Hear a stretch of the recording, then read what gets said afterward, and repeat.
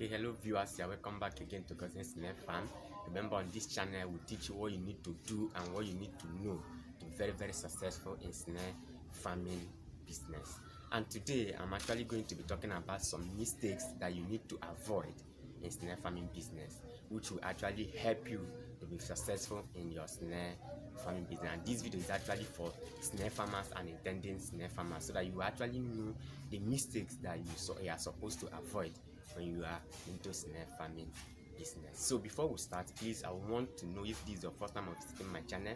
If this is your first time of coming across my channel, please, I want you to click on the subscribe button below this video and turn on the bell notification icon, so that whenever I release an awesome video such as this, you are going to be among the first person that YouTube will show the video to. And also, if you find this video very helpful, I want you to give this video a like, give it a thumb up, so that it will help the video to also rank on YouTube. So the first mistake I'm actually going to be talking about that you need to avoid in your snail farming business is overcrowding the pen with snails. Yes, this thing I'm sharing with us is actually based on my experience as a practical snail farmer, and based on several places that I have been called upon for consultation. And now I've been able to find out that these are the various mistakes that most persons are actually neglecting. So not overcrowding your pen with snails. Some persons construct a pen that could actually accommodate about 100 pieces of snails, and at the end of the day they will stock the pen with up to 200 or 150 pieces of snails. And because of this, the snails will not have an avenue to graze around and move around in the pen. And remember, these snails that we are actually training are species that like moving around. They like moving from one place to another. So whenever you are constructing the pen, you should make available a space where they are supposed to move around, graze around, and so on. At the end of the day, construct a snail pen that is supposed to accommodate 100 pieces of snail. And at the end of the day, you now stock 200 pieces. The end point thereof will be that you will start encountering mortality rate in your snail farm, and nobody will want to actually encounter mortality in his or her snail farm. So you must make sure that your pen, the size of your pen, will be the one that will accommodate the number of snails that you want. So don't overstock your pen, and don't make it overcrowding in a way that the snails will not actually have space to move around and graze around. Okay, the next one I'm going to be talking about is actually feeding the snails with only formulated feed.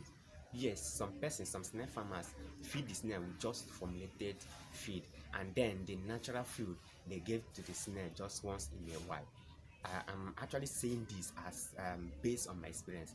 I actually visited the farm where I was called for consultation, and I went to that place and I noticed that the snails were just fed with just formulated feed, and the natural feed, which is supposed to be the main food of the snails, are being given to them once in a while. No, it shouldn't be like that. The snail is supposed to be fed with what? Their main natural food. The formulated feed is supposed to be for complementing the natural food that they are eating. So in a way to maintain a healthy farming system, you must make sure that you don't feed the snails with just formulated feed. Let their main feeding be what? Natural feed. The formulated one should be given to them as a complementary food to the main food that they are eating. So that is the next mistake that some persons make, and you need to avoid it. Don't try it. You mustn't give the snail just formulated feed alone. There should be mixture of the formulated feed and the natural food. So the next one I will be talking about is just like a direct opposite of the one I just talked about. Not feeding the snails with formulated feed. So in as much as we are saying that the snails need to be fed with their natural food, and which are these natural food that we are talking about? It could be the vegetables, it could be the fruit that you give them, and the fruit will have variety of them. It could be watermelon, it could be cucumber, and it could be there are a lot of fruit that the snails need. So what we are saying is that in as much as you give them the food, you shouldn't only give them this natural food as well. You should also make an avenue where you give them the formulated one, which will also complement and help in their growth and egg formulation. So in as much as we say don't give them only formulated feed, you shouldn't also only give them natural food. It should be a mixture of the natural food and the formulated feed.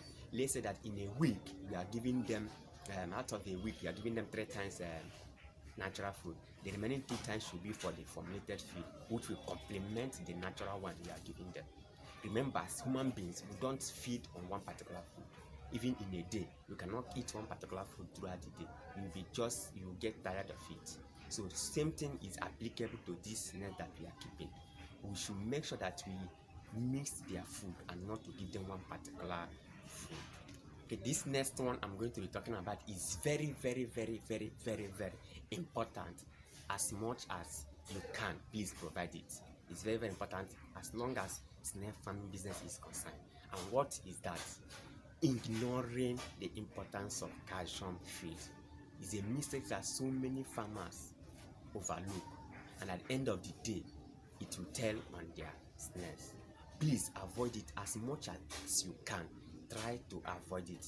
Ignoring the importance of calcium feed. Calcium feed is very important when it comes to snail farming. You cannot overemphasize it. It's very important. So if you are a snail farmer or you are an intending snail farmer and there is no provision for calcium feed that you are supposed to be giving your snails, please don't try. It's a deadly mistake that so many farmers are neglecting, and I wouldn't want you to neglect it. Please make provision for a well-formulated calcium feed. Why do I say this? It is very important. The reason is because the calcium feed we are giving the snails helps in their growth. It helps in their well-being, general well-being. It also helps in their egg formation. And that is why several places, sometimes they will consult me. And when I go to that place, when you ask them how long, how often they give this snails calcium feed, it will be that 1 week, 2 weeks, they have not given them calcium feed, which is very terrible, very bad. Please avoid it. When the calcium are not being given to them, the rate at which they formulate egg will reduce, and the calcium intake will also reduce, because they also feed on those food that will give them. There's a little atom of calcium in them, but it's not enough to take care of those snails. That's why we also give them well formulated calcium feed. So as an intended snail farmer or already snail farmer, you need to formulate your own calcium feed. Or if you can't formulate or you don't know how to formulate, you can get from snail farmers who formulate. And as a matter of fact, if you check somewhere below this, above this video, there's a place I talked about importance of calcium feed. Just check below this video. I'm going to drop it. You will see it. Watch this video. You will see why you need to be giving your snails calcium feed. So don't ignore. It's a terrible mistake that need not to be neglected. Importance of what? Calcium feed. So the last but not the least that I'm going to talking about mistakes that you need to avoid in your snail farming business is a very important one that so many farmers also neglect. And what actually is that point? It is what? Over watering your pen. Yes, in as much as you also talked about you watering your pen to make the place cool and damp for your snails, to make it comfortable for them to move around, and all the rest. Some persons overwater the pen, and at the end of the day the pen will become a waterlogged. No, once the pen has moved from being a damped area or a damped place to a waterlogged, it will have an effect on the snails. Before you know it, they will start dying.